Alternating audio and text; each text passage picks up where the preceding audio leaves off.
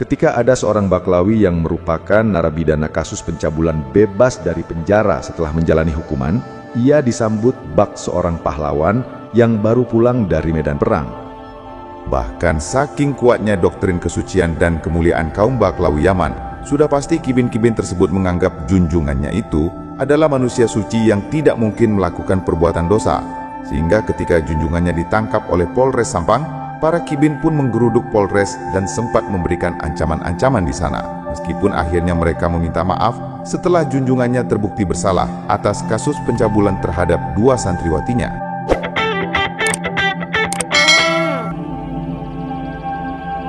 Napi cabul bebas dari penjara, disambut bak pahlawan yang baru kembali dari medan perang oleh para pengikutnya. Tidak ada kekonyolan seperti ini di atas dunia, kecuali di negeri kita tercinta, Republik Indonesia. Habib Yusuf Alkaf ditahan terkait kasus pencabulan yang disangkakan kepadanya. Pencabulan itu dilakukan kepada 2 anak didiknya di dalam studio rumahnya. Sebelum melancarkan aksinya, Habib Yusuf mengiming-imingi korban dengan mendapat berkah dan awet muda. Seorang oknum pemuka agama di Pamekasan, Jawa Timur, Habib Yusuf Alkaf resmi ditahan usai terbukti mencabuli 2 santrinya. Yusuf Alkaf ditangkap karena sudah 2 kali mangkir panggilan polisi dan kini statusnya sudah menjadi tersangka. Jika ada pertanyaan di mana negara yang mayoritas masyarakatnya sulit menerima fakta sebab doktrin telah mematikan akal waras mereka, jawabannya tentu saja di Indonesia. Kita tidak akan pernah menemukan pemeluk agama Islam di belahan dunia manapun juga yang manusianya sebodoh dan sekonyol umat Islam di Indonesia, yang para penganutnya justru sangat bangga ketika mereka ditempatkan sebagai masyarakat dengan kasta yang sangat rendah oleh satu kelompok masyarakat yang merasa bahwa golongan mereka adalah golongan dengan ras paling mulia di antara sekian banyak ras yang hidup di bumi Nusantara. Sifat rendah diri yang cenderung membuat kaum pribumi Nusantara menganggap diri mereka adalah jenis manusia dengan derajat yang sangat rendah. Sesungguhnya tidak lepas dari doktrin konyol mengatasnamakan ajaran Islam yang diajarkan oleh para ulama mereka, yang mana para ulama tersebut sesungguhnya juga merupakan korban doktrin dari satu gerombolan yang mengklaim bahwa kelompok mereka adalah kaum keturunan baginda Rasulullah. Doktrin tersebut menancap sangat kuat di sanubari para ulama yang kemudian diajarkan juga kepada para pengikutnya yang notabene-nya kurang beruntung menyandang status sosial rendah sebagai orang biasa. Sehingga semakin besarlah sifat rendah diri mereka sebagai seorang manusia, sebab yang diajarkan kepada mereka adalah sesuatu yang mengatasnamakan agama yang tidak mungkin umat Islam berani melawannya. Inilah penyebab utama mengapa kaum pribumi Nusantara menjadi manusia-manusia bodoh menganggap diri mereka rendah, sehingga ketika melihat orang luar yang berbeda dengan dirinya, mereka melihat dengan pandangan yang sangat wah. Lebih-lebih orang tersebut dipercaya sebagai keturunan dari baginda Rasulullah. Doktrin kualat ketika berani mengkritik orang yang memiliki status sosial tinggi dalam hal agama, diperparah dengan doktrin kesucian serta kemuliaan orang yang dipercaya sebagai keturunan Rasulullah, membuat mental umat Islam pribumi semakin rusak dibuatnya, yang cenderung membuat tingkah laku mereka dalam pandangan orang yang waras otaknya, mereka seperti manusia dengan tingkat kebodohan dan kekonyolan yang sangat luar biasa.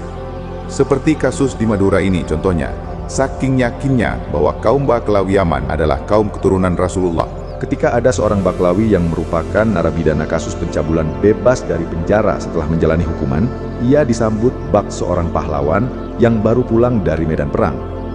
Bahkan saking kuatnya doktrin kesucian dan kemuliaan kaum Baklawi Yaman, sudah pasti kibin-kibin tersebut menganggap junjungannya itu adalah manusia suci yang tidak mungkin melakukan perbuatan dosa. Sehingga ketika junjungannya ditangkap oleh Polres Sampang, para kibin pun menggeruduk Polres dan sempat memberikan ancaman-ancaman di sana. Meskipun akhirnya mereka meminta maaf setelah junjungannya terbukti bersalah atas kasus pencabulan terhadap 2 santriwatinya. Pemirsa, Polres Pamekasan, Madura, Jawa Timur didatangi massa yang tak terima atas penangkapan penceramah Yusuf Alkaf atas dugaan kasus pencabulan terhadap anak di bawah umur. Permintaan kami sebagai murid-murid Habib Yusuf, minta tolong dibebaskan. Karena tidak bersalah. Karena tidak bersalah. Apapun alasannya, yang jelas Habib Yusuf sebagai murid kami tidak bersalah. Berdasarkan hasil gelar perkara tersebut, memenuhi unsur bahwa yang bersangkutan yaitu seseorang yang dengan inisial Y tadi itu melakukan pencabulan terhadap 2 orang anak yang di bawah umur. Tidak sampai hamil, namun ini menurut keterangan dari para korban itu sudah terjadi beberapa kali, jadi tidak hanya satu kali. Jadi 2 sampai 3 kali. Mereka bahkan sempat melakukan pengancaman tidak akan meninggalkan Mapolres Pamekasan jika Habib Yusuf tidak dibebaskan. Namun setelah melontarkan ancaman itu, perwakilan dari tokoh jamaah Habib Yusuf Alkaf pun kini meminta maaf. Aksi barbar yang dilakukan oleh para kibin Baklawi Yaman yang tidak percaya jika junjungannya tersebut telah berbuat tindakan biadab walaupun jelas ada korbannya, bisa dibilang itu merupakan hasil dari doktrin kaum Baklawi Yaman selama ini kepada kaum pribumi Nusantara, bahwa mereka adalah golongan yang disebutkan dalam Al-Quran disucikan oleh Allah sesuci-sucinya. Sehingga ketika doktrin tersebut sudah tertanam di otak kaum pribumi Nusantara, maka seujung kotoran kuku pun mereka tidak akan percaya jika junjungannya tersebut telah berbuat dosa, meskipun bukti-bukti sudah nyata ada di depan mata. Dan itu terbukti. Sesudah si Baklawi tukang cabul tersebut telah selesai menjalani masa hukumannya, keluar dari penjara, ia disambut para kibin dengan sangat luar biasa. Diperlakukan bak pahlawan yang baru pulang dari medan perang, padahal dia adalah manusia hina yang baru selesai menjalani hukuman akibat melakukan perbuatan biadab kepada anak di bawah umur yang seharusnya ia bimbing untuk mendalami ajaran agama. Para kibin seolah benar-benar sudah tak memiliki akal pikiran yang waras lagi ketika melakukan tindakan super konyol menyambut predator anak di bawah umur yang baru keluar dari penjara bak seorang pahlawan yang baru kembali dari medan perang. Apa mereka tidak berpikir bagaimana perasaan orang tua korban melihat seorang penjahat yang telah menghancurkan masa depan putrinya justru disambut seperti pahlawan ketika keluar dari penjara? Bagaimana seandainya yang menjadi korban itu adalah anak mereka? Apa tidak hancur lebur hati mereka ketika melihat pertunjukan super konyol seperti yang mereka lakukan, menyambut seorang penjahat yang telah menghancurkan masa depan anaknya?